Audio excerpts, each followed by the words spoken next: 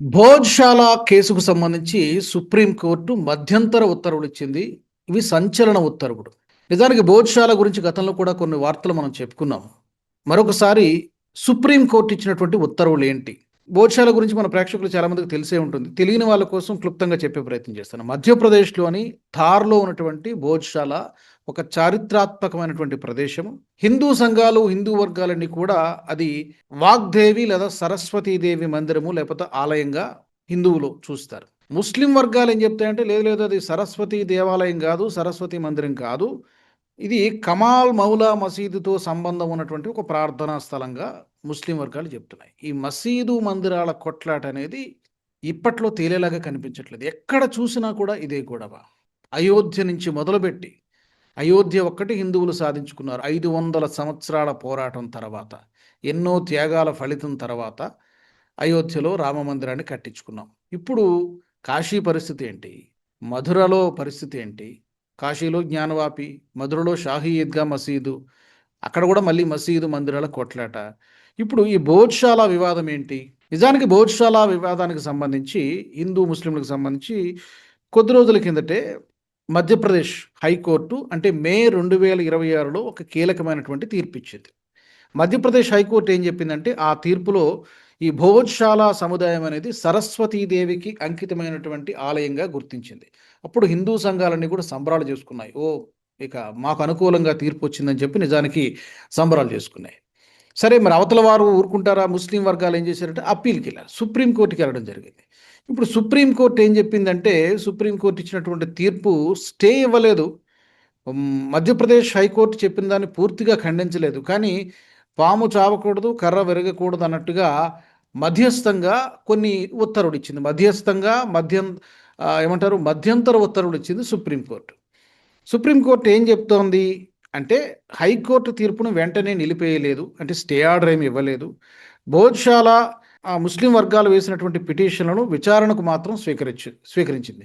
ఎన్ని పిటిషన్లు వచ్చాయో వాటన్నిటిని కూడా స్వీకరిస్తాం, అవసరమైతే రోజువారీ కూడా ప్రతిరోజు కూడా దీనిపైన విచారణ చేస్తాం అని సుప్రీంకోర్టు చెప్పడం జరిగింది. భోజ్శాల సముదాయంలో నమాజ్కు తాత్కాలికమైనటువంటి అనుమతి ఏమీ ఇవ్వలేదు, కానీ దానికి దగ్గరలోనే శుక్రవారం నాడు ముస్లింలు నమాజ్ చేసుకోవడానికి పర్మిషన్ ఇవ్వండి, ఒక ఫెసిలిటేట్ చేయండి అని మాత్రం చెప్పింది. ఆలయ సముదాయంలో కాదు, కానీ దానికి సమీపంలోనే ముస్లింలకు నమాజ్ చేసుకోవడానికి ఒక ఏర్పాటు చేయాలనేటువంటిది తాజాగా సుప్రీంకోర్టు చెబుతున్నటువంటిది.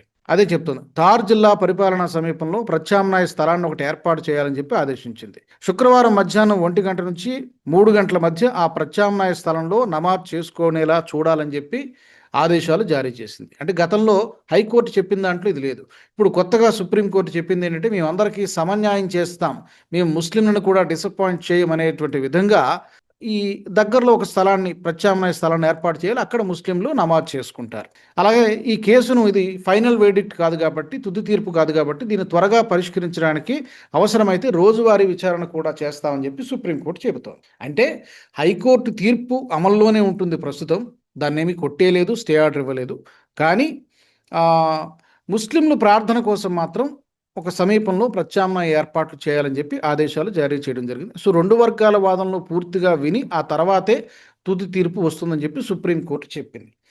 దీంతో సుప్రీంకోర్టు ఉత్తర్వుల తర్వాత హిందూ సంఘాల నాయకులు, చెందిన హిందువులందరూ కూడా కొంత డిసప్పాయింట్ అయ్యారు నిజానికి. అదేంటి, మధ్యప్రదేశ్ హైకోర్టు అంత స్పష్టంగా తీర్పు ఇచ్చిన తర్వాత మళ్ళీ సుప్రీంకోర్టు ఇందులో ఈ విధంగా వచ్చింది తీర్పు, మరి ఫైనల్ వెర్డిక్ట్ ఎలా ఉంటుందో మళ్ళీ ఇంకెంతకాలం వేచి చూడాలన్నటువంటి ఒక ఆందోళన, అసంతృప్తి ఇవన్నీ కూడా హిందూ సంఘాల్లో కనబడుతున్నాయి భోజ్శాలకు సంబంధించి.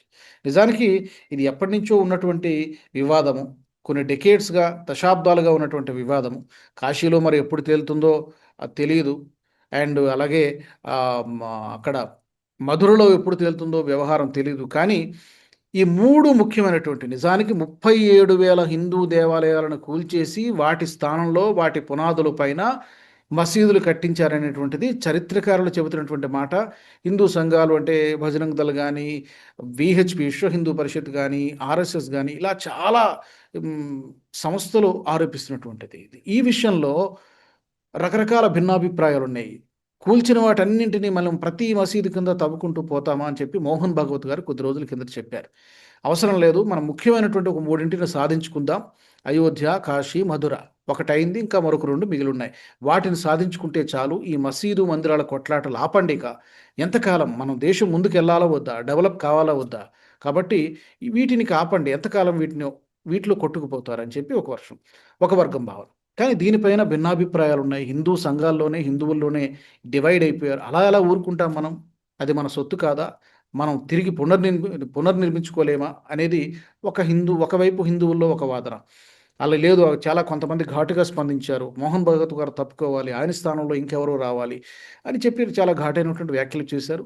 సరే, డెమోక్రటిక్ వరల్డ్ కాబట్టి ఎవరి అభిప్రాయాన్ని వాళ్ళు చెబుతూ ఉంటారు. సో మరొకసారి భోజ్శాల పైన సరస్వతి వాగ్దేవి మందిరమా లేకపోతే మసీదా?